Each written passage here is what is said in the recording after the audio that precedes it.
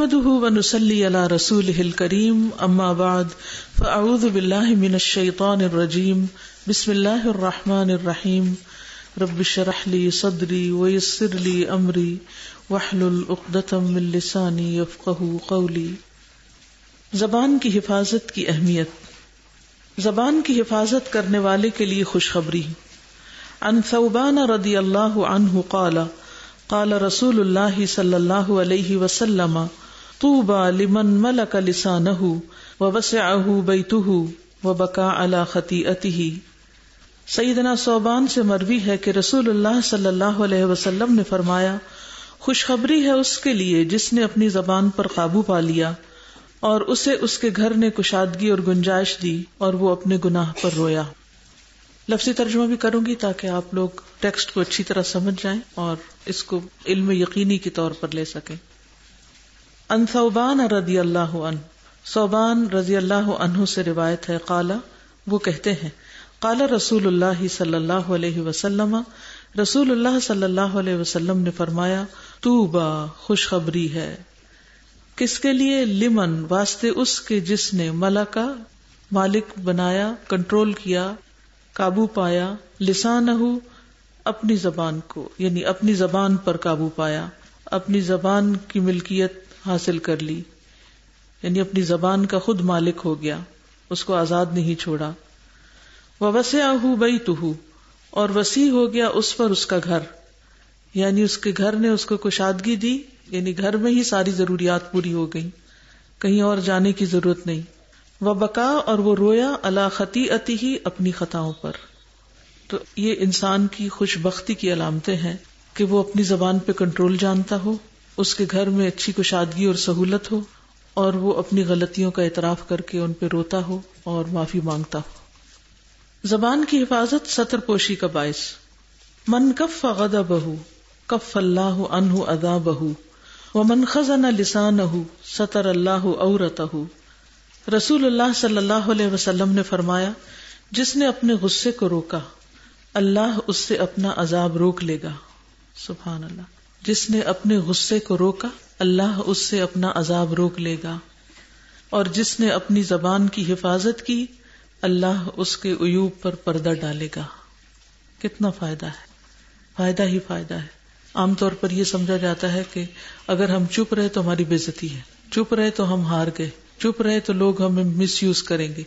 یہ سب شیطان کے ڈالے ہوئے وسوسے ہیں اور ہماری بے صبری کی علامت ہے. تو من کفا جس نے روک لیا، غضبہ اپنے غصے کو، کف اللہ روک لے گا اللہ عنہ اس سے، عذابہ اپنا عذاب.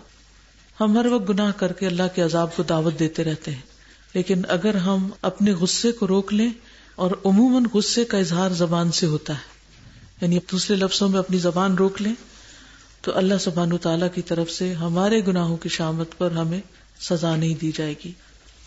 ومن خزن لسانہ اور جس نے روکا اپنی زبان کو. خزانہ خزانے سے ہے، خزانے میں بھی پیسہ روک کے رکھتا ہے انسان. تو خزن لسانہ جس نے اپنی زبان روکی، یعنی اس کی حفاظت کی، غصے کے وقت اور دوسرے اوقات میں سوچ سمجھ کے بات کی. ستر اللہ عورتہ، سترہ ڈھانپ دیا یا ڈھانپ دے گا اللہ، عورتہ اس کے عیب کو، اس کے قابل شرم بات کو، یعنی جس چیز کو وہ چھپانا چاہے گا اللہ بھی اس کو چھپا دے گا. تو کتنی بڑی خوشخبری ہے اس شخص کے لیے جو اپنی زبان کی حفاظت کرے، جو اپنی زبان کو کنٹرول کر لے. غصہ کب آتا ہے انسان کو؟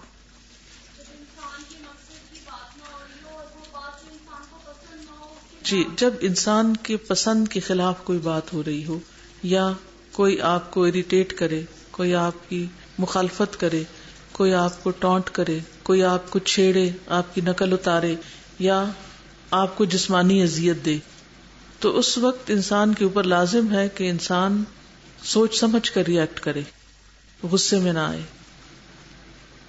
نبی صلی اللہ علیہ وسلم کے ساتھ طائف والوں نے کیا سلوک کیا تھا آپ سب جانتے ہیں، کہ کس طرح وہاں لوگوں نے آپ کو نہ صرف یہ کہ زبانی گالی گلوچ کی بلکہ جسمانی تکلیف بھی دی، کہ آپ کے جسم سے خون بہہ بہہ کر آپ کے پاؤں میں جم گیا تھا.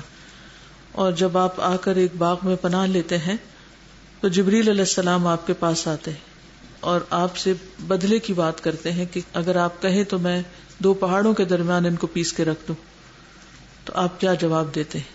اس وقت اتنی تکلیف سہنے کے بعد کیا آپ کو غصہ نہیں ہوگا؟ ہمیں تو کوئی ایک چونٹی کاٹ دے، ایک زبان سے کچھ کہہ دے تو ہم چیخ اٹھتے ہیں، اور یہاں آپ دیکھیے کہ سنگ دلی کی انتہا ہے اور تکلیف کی انتہا ہے. تو آپ کا جواب کیا ہوتا ہے؟ بل ارجو ان یخرج من اصلابہم من یعبد اللہ وحدہ لا یشرک بہ شیئا.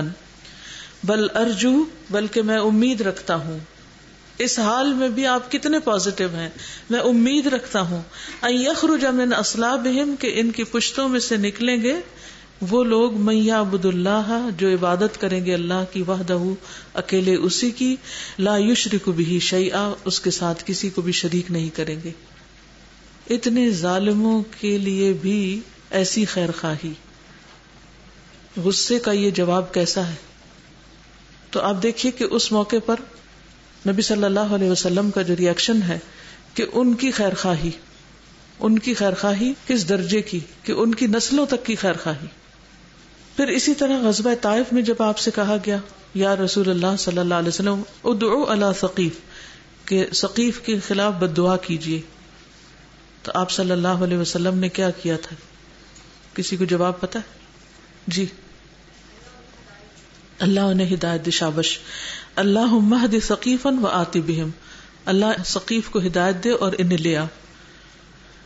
فتح مکہ کے موقع پر جب آپ مسجد حرام میں داخل ہوئے اور بت وغیرہ توڑ دیے تو اس موقع پر مکہ والے ڈرے ہوئے تھے کہ اب ہمارے ساتھ نہ جانے کیا معاملہ ہوتا ہے. تو آپ نے کیا معاملہ کیا تھا؟ آپ نے ان کو وہی کہا تھا جو یوسف علیہ السلام نے اپنے بھائیوں سے کہا تھا. کیا؟ لا تثریب علیکم اليوم یغفر اللہ لنا اذهبوا فانتم الطلقاء.